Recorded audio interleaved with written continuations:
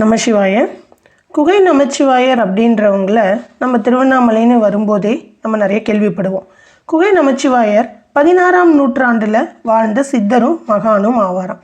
இவர் பிறந்தது ஸ்ரீசைலமில் உள்ள ஆந்திராவில் உள்ள ஸ்ரீசைலம் என்ற ஊரில் பிறந்திருக்காரு. இவருடைய தாய்மொழி கன்னடா. இவர் சிவபெருமானின் கட்டளைப்படி தென் திசையை நோக்கி வந்திருக்காரு. இவர் பிறவியிலேயே அதீத சிவபக்தியும் ஞானமும் பெற்றவராக இருந்திருக்காரு. தனியாக வராமல் தன்னுடன் 300 சீடர்களையும் கூப்பிட்டுட்டு வந்திருக்காரு திருவண்ணாமலையை நோக்கி. அப்போது இவர் வர்ற வழியில் நிறைய அற்புதங்களை நிகழ்த்தியிருக்காரு. அதில் குறிப்பாக 1-2 தெரிய வர்றது என்னென்னா, இவர் வரும்போது திருமண வீட்டில் ஒரு எதிர்பாராத விதமாக நெருப்பு பிடிச்சி எரிஞ்சிக்கிட்டு இருந்ததான். அந்த எரிஞ்சிக்கிட்டு இருந்த நெருப்பை தன்னுடைய கருகின பொருட்களை எல்லாம் தன்னுடைய ஞான சிருஷ்டியால் திருப்பி அவங்களுக்கே நல்லபடியாக கொடுத்துருக்காரு. அந்த திருமண வீட்டுடைய இடர்பாடை தளர்த்தியிருக்கார். அடுத்து ஒரு நந்தவனம் வந்திருக்காரு. அந்த நந்தவனத்தில் நிறைய பூக்கள் இருந்தோடனே அந்த பூக்கள் எல்லாம் பறித்து சிவபெருமானுக்கு அர்ச்சனை பண்ணி இருந்திருக்காரு அந்த இடத்துல. அப்போது அந்த நந்தவனத்து உரிமையாளர் இவர்கிட்ட சண்டை போட்டிருக்காங்க. இவர் இது எல்லாமே சிவபெருமானுக்கு தான் சேர்ந்துருக்கு அப்படின்னு சொன்னாராம். அதுக்கு அந்த உரிமையாளர்கள், அப்படி சிவனுக்கு தான் போய் சேர்ந்ததுன்னா அந்த மாலை இப்போ உங்கள் கழுத்தில் விழுமா அப்படின்னு கேட்டிருக்காங்க. அப்படியே ஆகட்டும்னு அந்த மாலை இவர் வேண்டி வணங்க சிவபெருமானினையும் அந்த பூமாலை இவர் கழுத்தில் விழுந்துதான். அப்போ தான் அவங்களுக்கு இவர் சித்த புருஷர் அப்படின்னு புரிஞ்சுக்கிட்டு வணங்கி போயிட்டுருக்காங்க. இந்த மாதிரி திருவண்ணாமலைக்கு வந்தவர். இவருக்கு நிறைய குறிப்பான சீடர்களும் நிறைய இருந்திருக்காங்க. அதில் ரொம்ப ஸ்பெசிஃபிக்காக சொல்லணும் அப்படின்னா விருப்பாட்சி தேவர், குரு நமச்சிவாயர் இந்த மாதிரி இருக்காங்க. அதில் இவர் இங்கே 4 குளங்களை வெட்டியிருக்கார். திருமுலைப்பால் தீர்த்தம், அருட்பால் தீர்த்தம், சங்கு தீர்த்தம், பாத தீர்த்தம் அப்படின்னு 4 குளங்களை வெட்டியிருக்காரு. அதில் திருமுலைப்பால் தீர்த்தம்ன்றது இன்றைக்கும் அங்கேருந்து கொஞ்சம் தண்ணி எடுத்து நம்ம குடித்தோம்னா நம்மளுடைய நோய்கள் சரியாயிடும் அப்படின்றது ஒரு நம்பகத்தன்மை உடையதாக இருக்குது. இங்கே இவர் குகையில் தியானம் பண்ணிகிட்டு இருக்கும்போது ஒரு பெண் அலறி அழுதுகிட்டு வர குரல் கேட்குது. என்னம்மா அப்படின்னு கேட்கும்போது, தன்னுடைய கணவர் இறந்துட்டாரு, எப்படியாவது அவரை மீட்டு கொடுங்க அப்படின்னு அந்த அம்மா அழுதுகிட்டே வந்திருக்காங்க. வந்தவுடனே இவர் அந்த அம்மாவின் அலறலை கேட்டு, சரி போங்க, உங்கள் கணவர் உயிர் பிழைப்பார் அப்படின்னு சொல்லியிருக்காங்க. அண்ணாமலையார் அருளால் உன் கணவர் உயிரோடு இருப்பார் அப்படின்னு சொல்லியிருக்காங்க.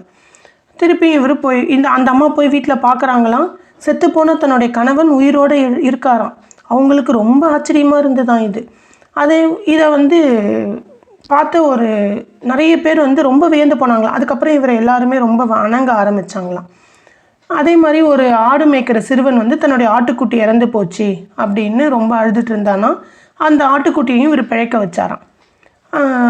அந்த ஆட்டுக்குட்டியை பிழைக்க வச்சதுக்கப்புறமா இந்த சின்ன பிள்ளைங்க விளையாட்டுத்தனமாக ஒரு பையன், என்னடா இவர் செத்தவரெல்லாம் பிழைக்க வைக்கிறேன்றாரு, உண்மையாக இதெல்லாம் இருக்குமா, இவர் ஏதோ மாயாஜாலம் பண்ணுறாரா அப்படின்னு இவருடைய பக்தியில் நம்பிக்கையற்று அவங்க என்ன பண்ணியிருக்காங்க, ஒரு பையன், நான் உண்மையாலுமே செத்து போயிடுற மாதிரி படுத்துக்கிறேன், நீங்கள் அவர்கிட்ட கொண்டு போங்க, அவர் பிழைக்க வைக்கிறாரான்னு பார்க்கலாம் அப்படின்னு இந்த பையன் என்ன பண்ணியிருக்கான், என்னை இதே மாதிரியே இதெல்லாம் ரெடி பண்ணி அந்த பையனை படுக்க வச்சு என்னை மேலே குகைக்கு தூக்கிட்டு போங்க அப்படின்னு சொன்னான்னா.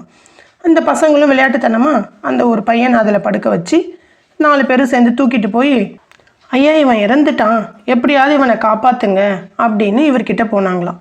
இவருக்கு தெரிஞ்சிருக்கு இந்த பசங்க எல்லாம் தன்னுடைய பக்தியில் நம்பிக்கை இல்லாமல் தான் ஏதோ விளையாட்டுத்தனம் பண்ணுறாங்க, கிண்டலும் கேலியுமா பண்ணுறாங்க அப்படின்றத புரிஞ்சுக்கிட்டு அந்த பையனை ஒரு நிமிஷம் உத்து பார்த்துட்டு, ஆமாம் அவன் இறந்துட்டான் அப்படின்னு சொல்லிட்டாராம். அதுக்கப்புறம் அந்த பையனை இவங்க எல்லாரும் எழுப்புறாங்களாம். எழுந்திருக்கவே இல்லையாம். அவன் சவன்தான் அப்படின்னு சொல்லிட்டாராம். அதே மாதிரி அந்த பையன் சவமாயிட்டானான். விளையாட்டுத்தனமாக வந்தவன் இறந்துட்டானான். அதுக்கப்புறம் தான் இவருக்கு ரொம்ப அதீதமாக மக்கள் எல்லாரும் இவருடைய பக்தியை புரிஞ்சுக்கிட்டு எல்லாருமே இவர் மேலே அதீத நம்பிக்கையோடு இவரை வணங்க ஆரம்பித்தாங்களாம். இவரை ஃபாலோ பண்ணி வந்த விருப்பாட்சி தேவர் அவருமே அதீத பக்தி உடையவர் சிவபெருமான் மேலே. அவருமே ஒரு குகையில் தங்கி இருந்து தான் தியானம் பண்ணி இருந்திருக்காரு, விருப்பாட்சா குகைன்னு. அதுவுமே நம்ம லாஸ்ட் டைம் போட்டிருக்கோம், விருப்பாட்சா குகை.